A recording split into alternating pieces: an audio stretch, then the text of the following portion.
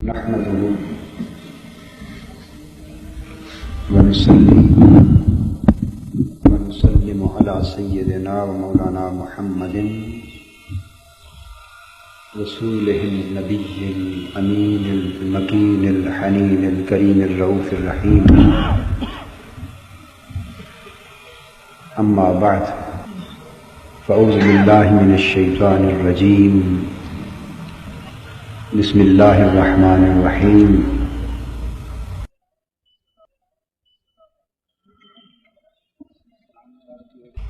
ان اولیاؤہ الا المتقون. صدق اللہ مولانا العظیم.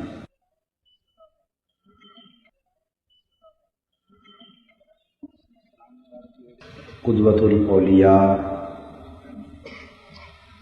شیخ المشائخ قبلہ دل و جاں سیدی و سندی دامت برکاتکم فخر المشائخ پیر طریقت پیر سید کبیر علی شاہ صاحب زیب سجادہ آستانہ عالیہ چورہ شریف. محترم المقام پیر طریقت حضرت صاحبزادہ پیر سید غضنفر علی شاہ صاحب زینت آستانہ عالیہ کرما والا شریف. دیگر محترم و مکرم مشائخ و علماء کرام، معزز خواتین و حضرات، مہمانان گرامی قدر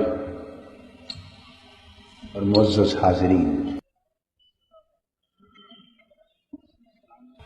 آج اللہ جل مجدہ کا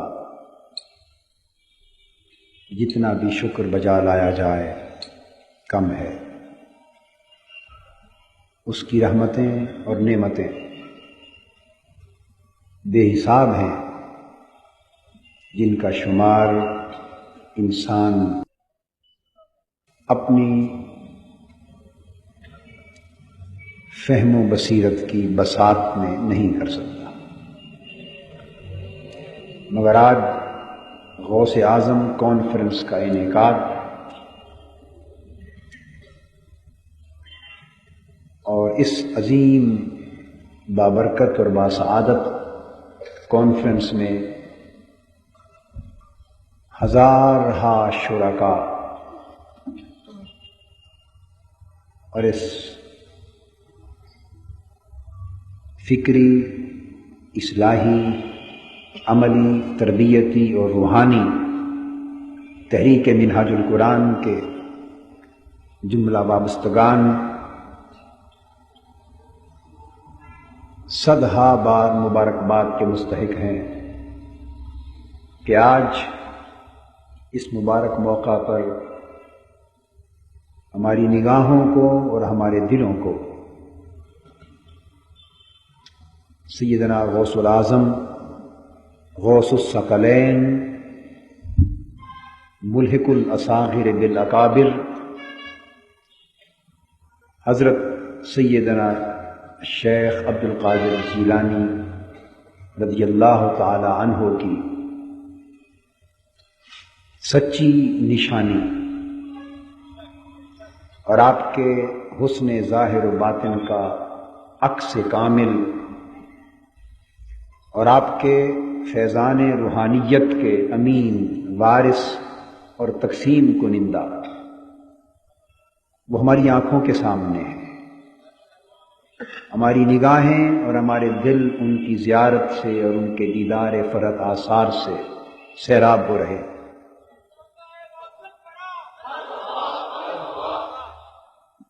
اور ہمارے ایمانوں کی، وجدان کی، ایقان کی اور قلب و باطن کی تازگی کا اور سیرابی کا سامان اللہ پاک اس طرح فراہم فرما رہے ہیں. آج کی اس کانفرنس میں چند کلمات حضور سیدنا غوث الاعظم رضی اللہ تعالیٰ عنہ کی شان ولایت کے حوالے سے جو عرض کرنا چاہتا ہوں، ان میں یہ بات اہم تر ہے کہ تمام اولیاء کرام کی ولایت اللہ جل مجدہ کے ساتھ تعلق پر استوار ہوتی ہے۔ وہ تعلق جب ایک روح کی دائمی کیفیت اور دائمی حالت اور دائمی مقام میں بدلتا ہے اور تعلق قلب و باطن کے رگ و ریشے میں سرایت کر جاتا ہے، تو اسے تصوف کی اصطلاح میں نسبت کہتے ہیں۔ ہر ولی کو اس تعلق خاص کے حوالے سے کوئی نہ کوئی نسبت حاصل ہوتی ہے۔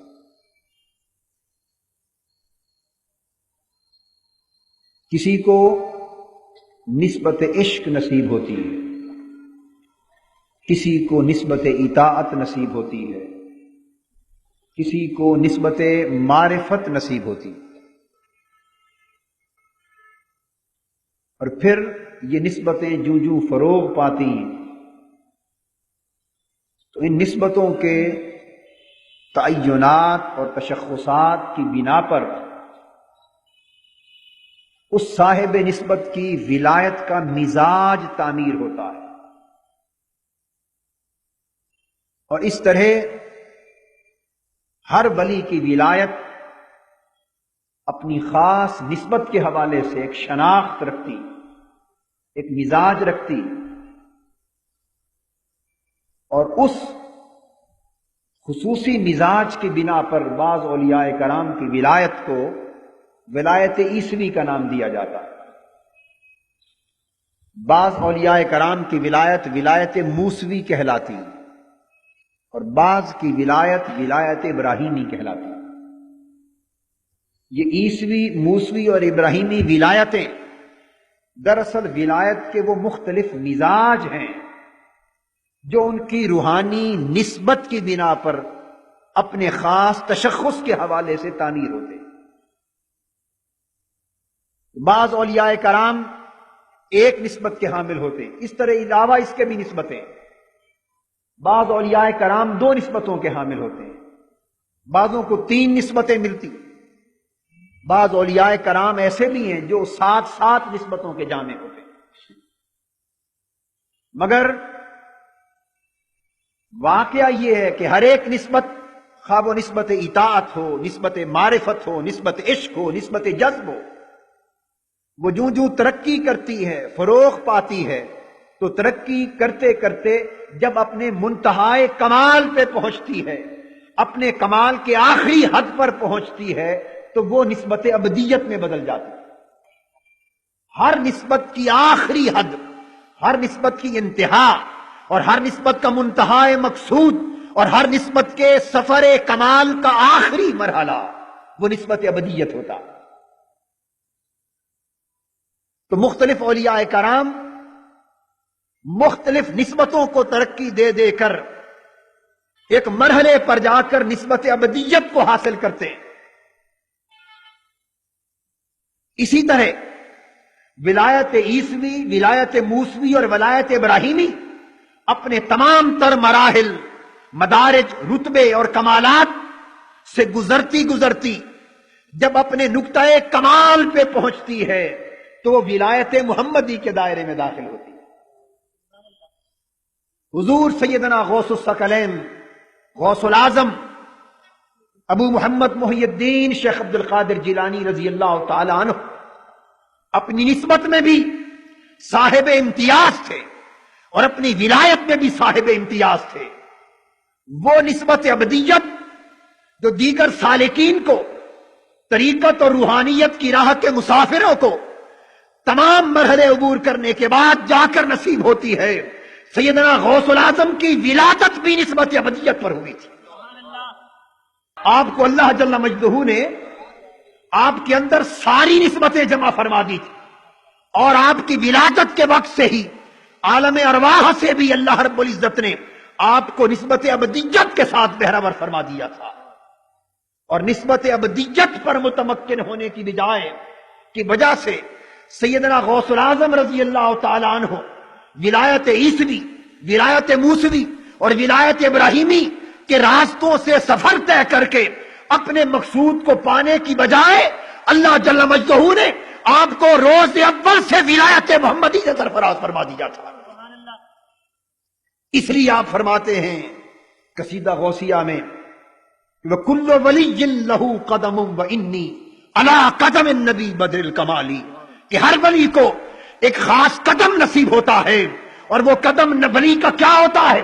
کسی کو ولایت عیسوی کا قدم ملتا ہے، کسی کو ولایت موسوی کا قدم ملتا ہے، کسی کو ولایت ابراہیمی کا قدم ملتا ہے۔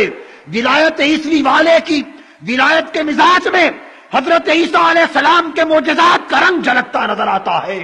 ولایت موسوی کی ولایت کے مزاج میں حضرت موسیٰ کے ید بیضا کا رنگ جھلکتا نظر آتا ہے۔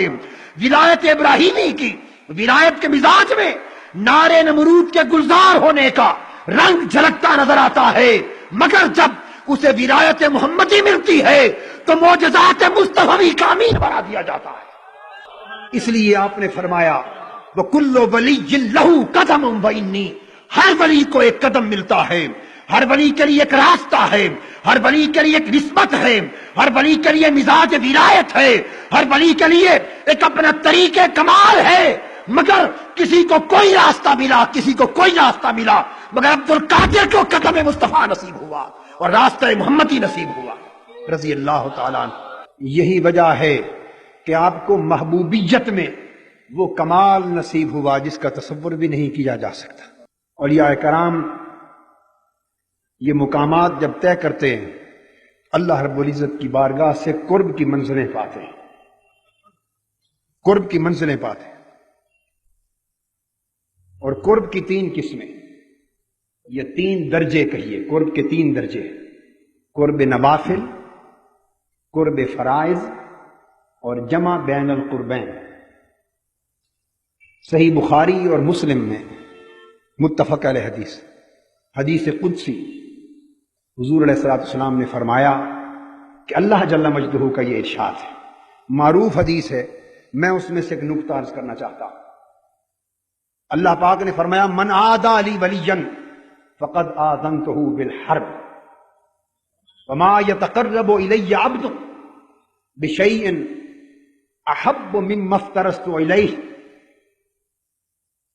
ولا يزال عبدی يتقرب الی بالنوافل حتى احبہ فاذا احببتہ كنت سمعہ الذی یسمع بہ وبصرہ الذی یبصر بہ ویدہ التی یبطش بہا ورجلہ التی یمشی بہا وإن سألنی لأعطینہ ولئن استعاذنی لأعیذنہ۔ آپ اللہ پاک نے فرمایا کہ جس نے میرے ولی اور میرے دوست کے ساتھ عداوت و دشمنی رکھی وہ جان لے کہ میرا اس کے ساتھ اعلان جنگ ہے۔ وہ جنگ کب بپا ہوتی ہے یہ اللہ اور اللہ کا رسول بہتر جانتا ہے، مگر اس کے ساتھ اعلان جنگ ہے۔ اس کے بعد فرمایا کہ جتنا قرب کسی شخص کو فرائض کے ذریعے میری بارگاہ میں ملتا ہے، اللہ پاک کا ارشاد، جو قرب فرائض کے ذریعے کسی کو میری بارگاہ میں ملتا ہے، دنیا کا کوئی عمل اتنا قرب اسے میری بارگاہ میں عطا نہیں کر سکتا۔ تو فرائض کی ادائیگی کے ذریعے حاصل ہونے والا قرب سب سے اونچا قرب ہے۔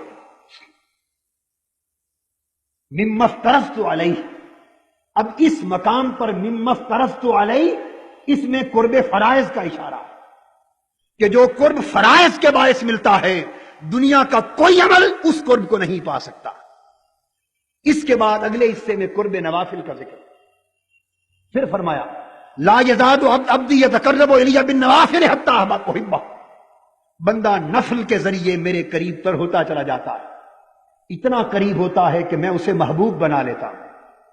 فَإِذَا أَحْبَبْتُهُ، اور جب میں اسے اپنا محبوب بنا لیتا ہوں قرب نوافل کے ذریعے، قرب نوافل کے ذریعے اپنا محبوب بنا لیتا ہوں، تو كُنْتُ سَمْعُ الَّذِي يَسْمَعُ بِهِ، اللہ پاک نے فرمایا میں اس کے کان بن جاتا ہوں جس سے وہ سنتا ہے۔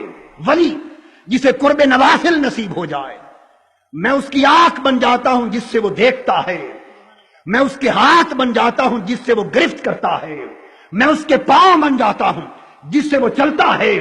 ایک روایت میں ہے میں اس کا دل بن جاتا ہوں جس سے وہ ارادہ کرتا ہے، اور فرمایا حتیٰ کہ اگر مجھ سے وہ سوال کرتا ہے میں اسے یقیناً عطا کرتا ہوں، اور کسی کے لیے میری بارگاہ سے پناہ مانگتا ہے تو یقیناً پناہ عطا کرتا ہوں۔ تو اللہ رب العزت کی بارگاہ سے قرب نوافل کے ذریعے اس ولی کو یہ مقام نصیب ہوتا ہے کہ اس کا دیکھنا اللہ سے ہے، سننا اللہ سے ہے، پکڑنا اللہ سے ہے، چلنا اللہ سے ہے، ارادہ اللہ سے ہے، اس کی ساری حرکات کے اندر فاعل اللہ کی ذات ہو جاتی۔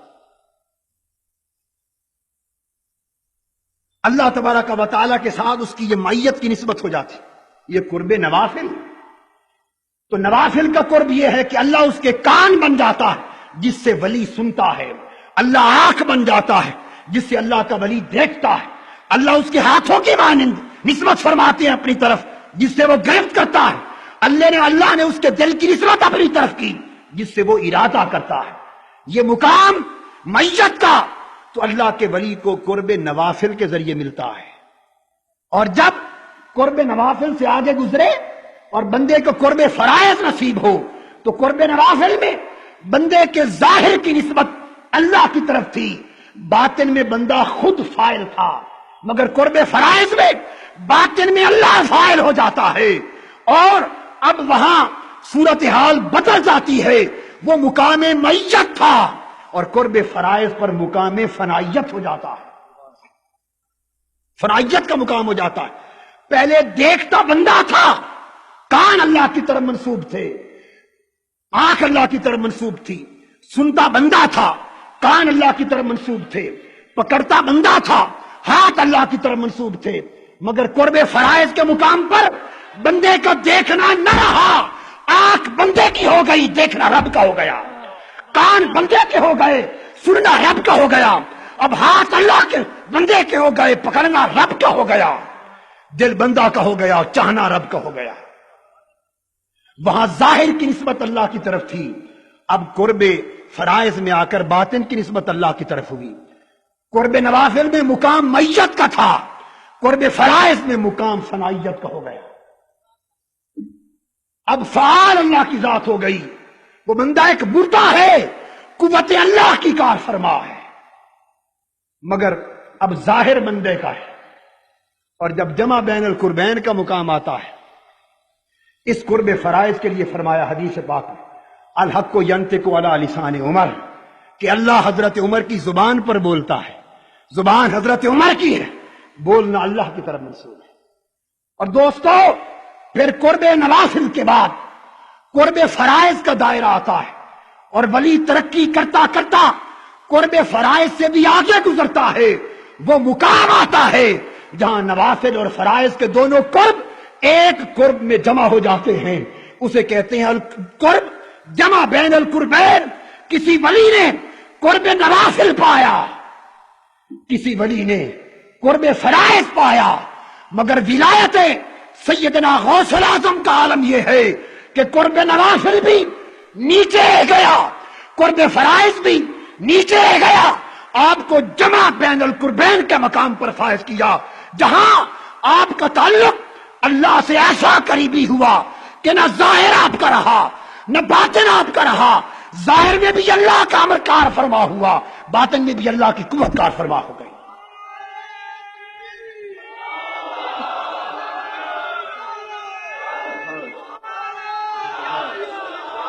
یہ وہ مقام ہے، یہ وہ مقام ہے کہ ظاہر و باطن میں اللہ کا ولی اپنا ارادہ چھوڑ دیتا ہے۔ کسی نے پوچھا اکابر اولیاء سے کہ سیدنا غوث الاعظم رضی اللہ تعالیٰ عنہ کا مقام کیا تھا؟ انہوں نے فرمایا ان کا مقام تھا پہلے مع اللہ، پھر فی اللہ، اور پھر باللہ۔ ابتدا میں مع اللہ تھے، یعنی اللہ کے ساتھ تھے، اللہ کی معیت میں تھے، اللہ کی معیت میں تھے، پھر فی اللہ ہوئے، اللہ میں فنا ہو گئے، اور پھر باللہ ہو گئے، اللہ کے ساتھ باقی ہو گئے۔ یہ جمع بین القربین کا مقام، یہ وہ مقام قرب ہے کہ جس کی نشاندہی ہوتی سیدنا غوث الاعظم رضی اللہ تعالیٰ عنہ خطاب فرما رہے ہیں۔ ہزاروں لاکھوں افراد کا اجتماع ہے، ایک چیل آئی اور آپ کے مجمع کے اوپر چیخنا اس نے شروع کر دیا، اس نے شور کیا. سیدنا غوث العظم رضی اللہ تعالیٰ عنہ اپنے خطاب کے جوش میں نہیں دیکھا کیا ہے، کس کا شور ہے، کیوں شور ہے. وہ چیخی، مجمع متوجہ ہوا، آپ کی گفتگو میں انقطاع ہوا. آپ نے غیر ارادی طور پہ فرمایا مالا کے قطع اللہ عنہ کا کہ ارے تو کیا ہے، تیرا سر قلم ہو جائے.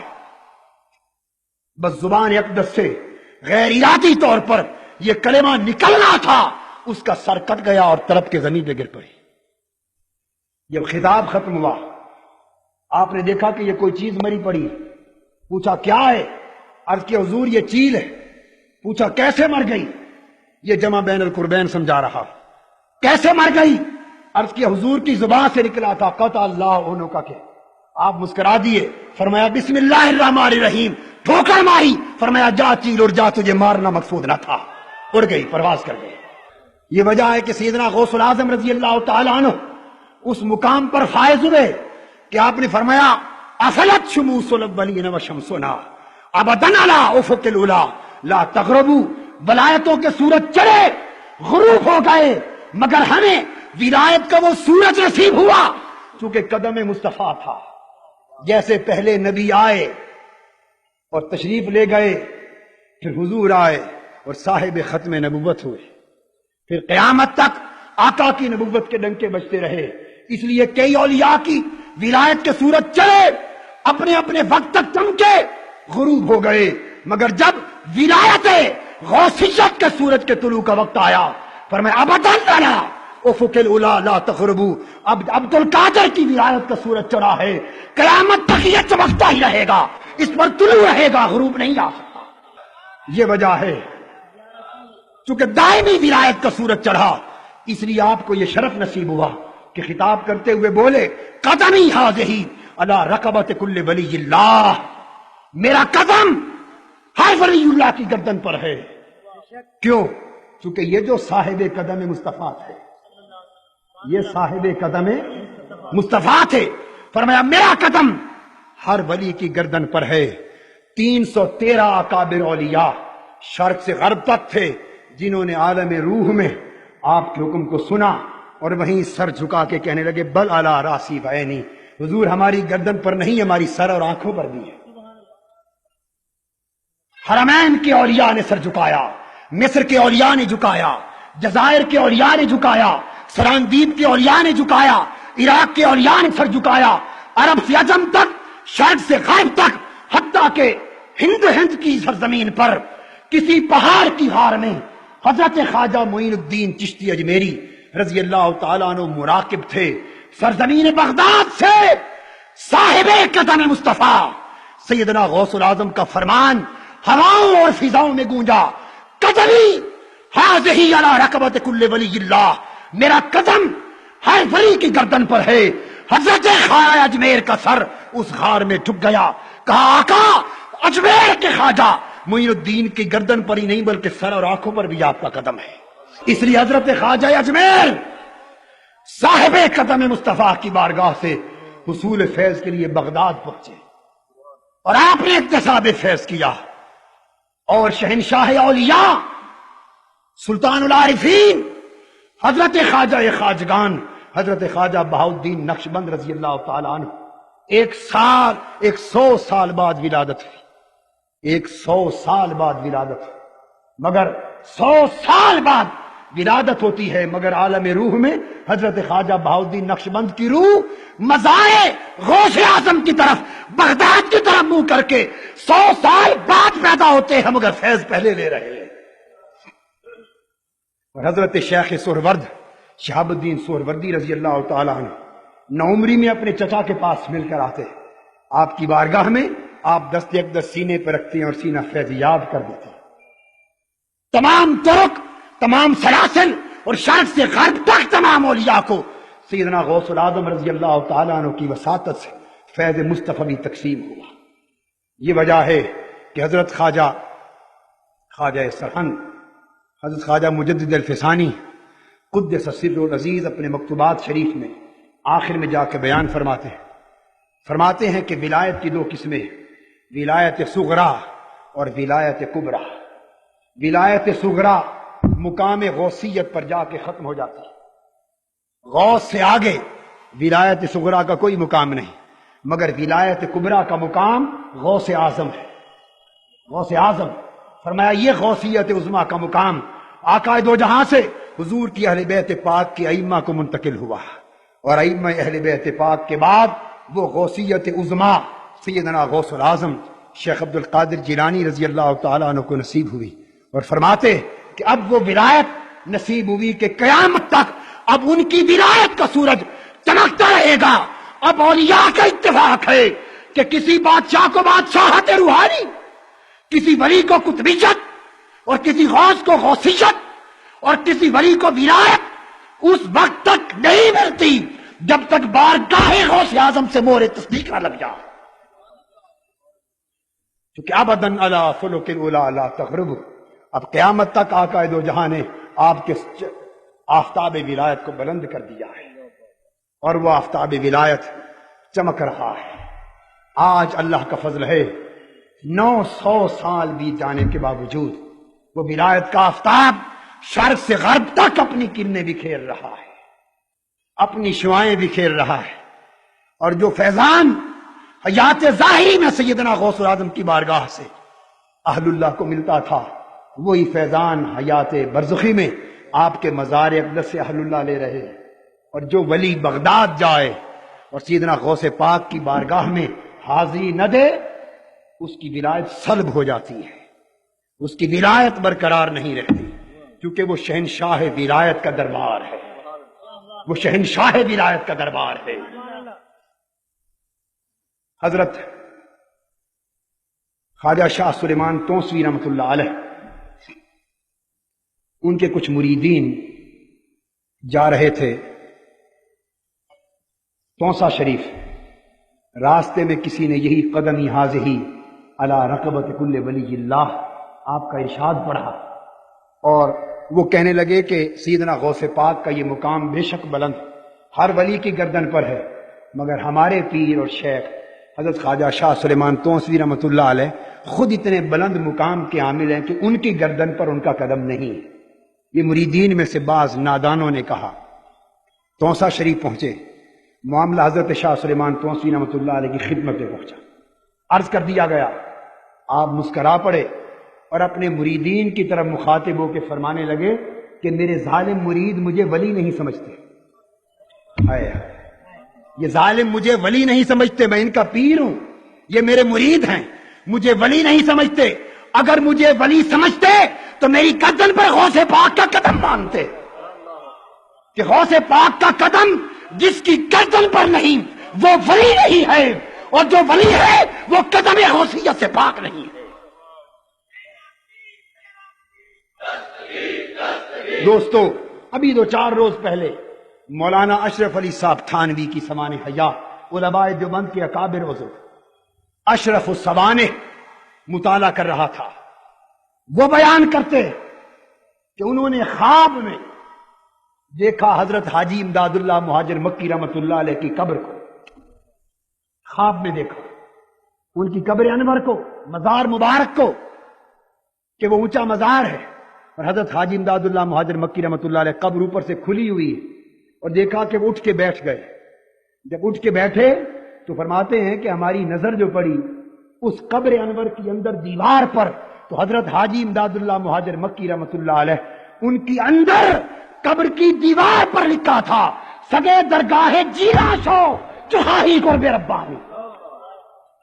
یہ عالم برزخ کی دیوار پہ لکھا ہے، عالم برزخ ہے، قبر ہے، اور قبر بھی حضرت حاجی امداد اللہ مہاجر مکی کی ہے، اور برزخ کی دیوار اور برزخی مشاہدہ اس پر لکھا ہے سگے درگاہ جیلا شو چوہاہی قرب ربانی، اور واقعہ تھانہ بھون کا ہے ہند کا۔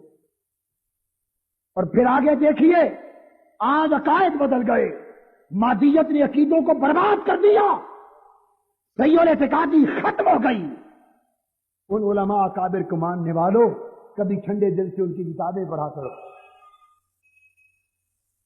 مولانا اشرف علی تھانوی صاحب خود ان کی کتاب افاضات یومیہ یاد کریں، کیا نام ہے؟ افاضات یومیہ، روزانہ جو مجلس ہوتی تھی ان کی اور جو کچھ بیان فرماتے تھے ان کے مریدین علماء نقل کر لیتے تھے، افاضات یومیہ، اس میں نقل کرتے، مولانا تھانوی نقل کرتے، کہتے ہیں کہ میں نے حضرت مولانا فضل الرحمان گنج مراد آبادی رحمۃ اللہ علیہ سے سنا، اور اس لیے یقین کیا کہ ان کی زبان سے سنا اور اعتقاد کر لیا، اور اب آگے اپنے مریدوں اور شاگردوں کو سنا رہے، کہتے ہیں کہ لوگوں تم تعجب کرتے ہو اولیاء اللہ کے حالات پر، اولیاء اللہ کے کمالات پر، اولیاء اللہ کی کرامات پر، آؤ میں تمہیں ان سے ایک عجیب تر بات سناتا ہوں، اور جو مولانا فضل الرحمان گنج مراد آبادی کی زبان سے سنی، جس میں شک بھی نہیں کیا جا سکتا۔ تو تھانوی صاحب فرماتے ہیں کہ میں نے سنا کہ سیدنا غوث العظم رضی اللہ تعالیٰ عنہ کا ایک دھوبی مر گیا۔ یہ عمر بھر آپ سنتے رہے، علماء سے سنتے تھے کہ نہیں؟ اور اس کرامت کا لوگ مذاق اڑا دیتے ہوں گے، دیکھو جی یہ دھوبی مر گیا، یہ عجیب بات ہے۔ مگر اب آج میں سنا رہا ہوں مولانا اشرف علی صاحب تھانوی کے حوالے سے، اب جس کا مذاق اڑانے کا جی چاہے انہی کا اڑائے، میں تو فقط ناقل ہوں، میں تو محض حوالہ دے رہا ہوں۔ وہ فرماتے ہیں کہ ایک دھوبی مر گیا، یہ ہے کمالات ولایت، یہ ہے برکت نسبت۔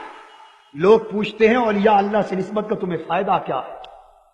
تم شہزادہ غوث الورا کی بات کرتے ہو، تم بغداد شریف کی بات کرتے ہو، حضرت خواجہ حجویر کی بات کرتے ہو، حضرت خواجہ سرہند کی بات کرتے ہو، حضرت خواجہ اجمیر کی بات کرتے ہو، حضرت خواجہ نقشبند کی بات کرتے ہو، خواجہ سورورد کی بات کرتے ہو، اور شہنشاہ اولیاء سیدنا غوث الثقلین کی نسبت کی بات کرتے ہو، حضرت قدوۃ الاولیاء کی نسبت کی بات کرتے ہو۔ پوچھتے ہیں نسبت کا فائدہ کیا ہے؟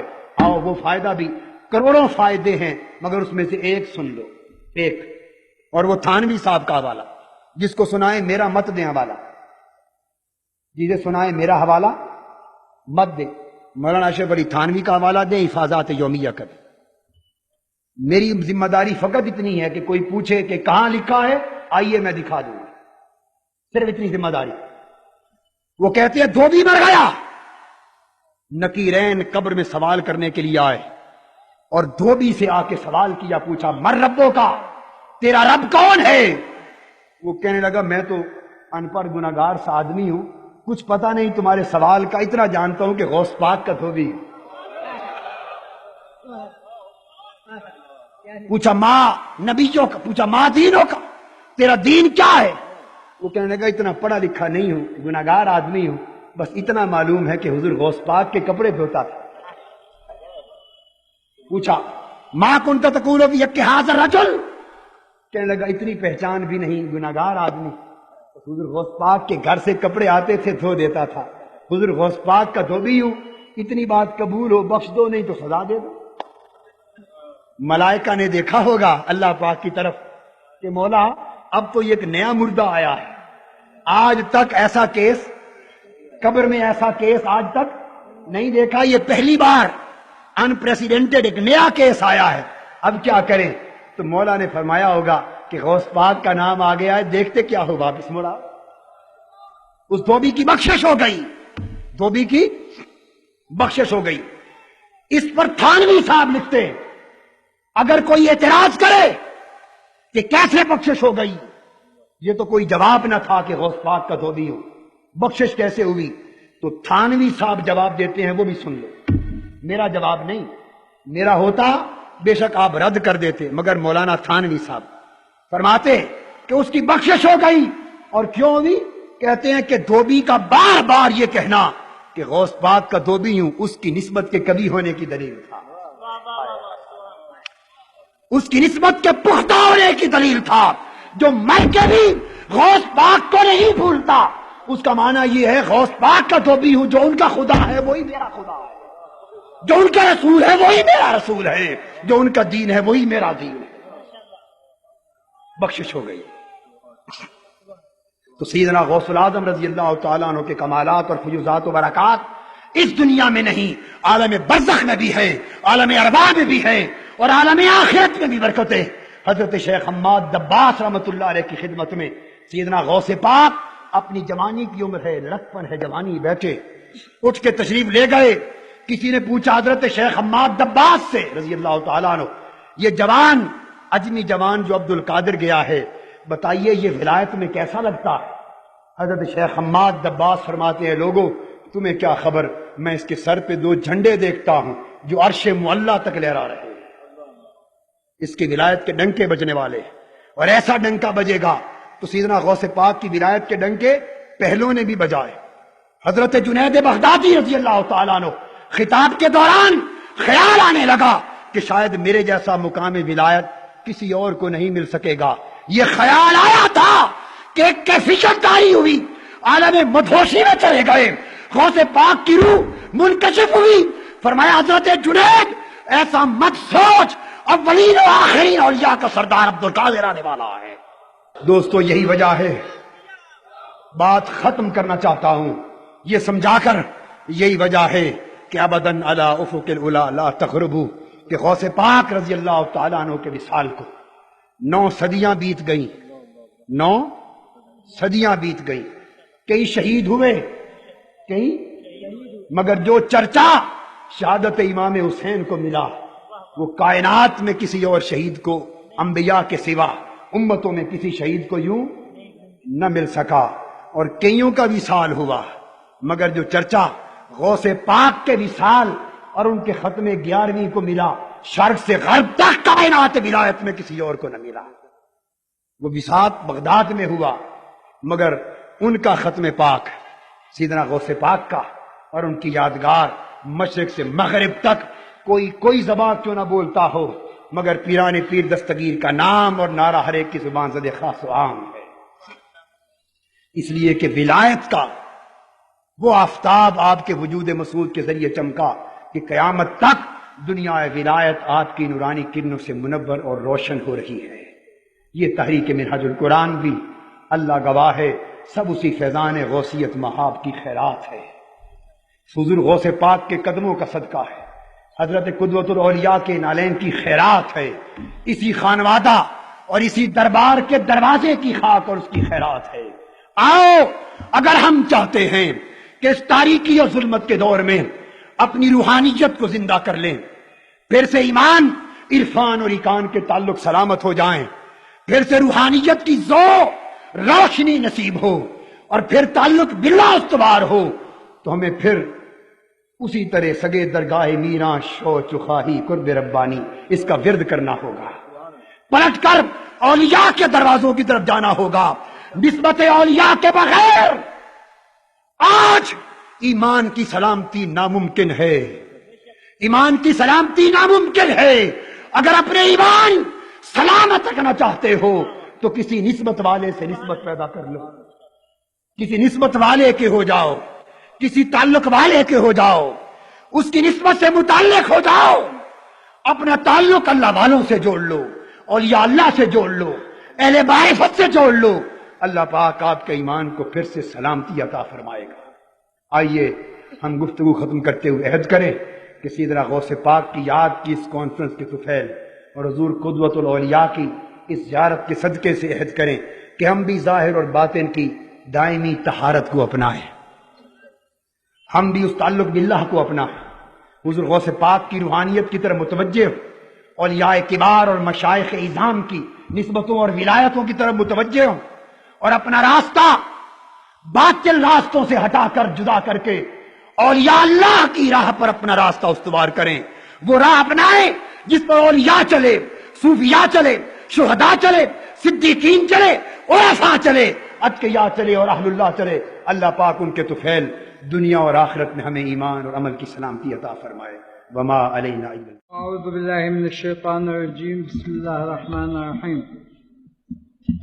اللهم انا نستعين بك ونتوكل عليك ولا اله الا انت لا رب سواك، اللهم لا رحمة الا ما جعلتها رحمة، اللهم صرف عنا الوباء والبلاء والغضب والمرض والسخط والضيق والنقمة، وامنن علينا بالصحة والعافية والبركة والرحمة، يا أرحم الراحمين ارحمنا، عافنا واعف عنا وبارك بنا وارزقنا واقض حاجاتنا، اللهم انصر الإسلام والمسلمين وعلي كلمة الحق والدين واخذل الكفر واليهود والهنادك والملحدين والمردودين والمرتدين. ربنا آتنا في الدنيا حسنة وفي الآخرة حسنة وقنا عذاب النار. ربنا آتنا من لدنك رحمة وهيئ لنا من أمرنا رشدا. بجاه النبي الحنين المرسل رحمة للعالمين سيدنا وحبيبنا وحبيب رب العالمين محمد صلى الله عليه وآله وأصحابه وأزواجه وأهل بيته أجمعين.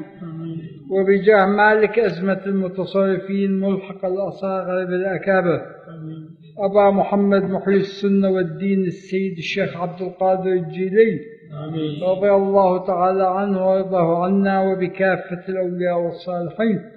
نسألك اللهم نصرا وفتحا مبين برحمتك يا أرحم الراحمين.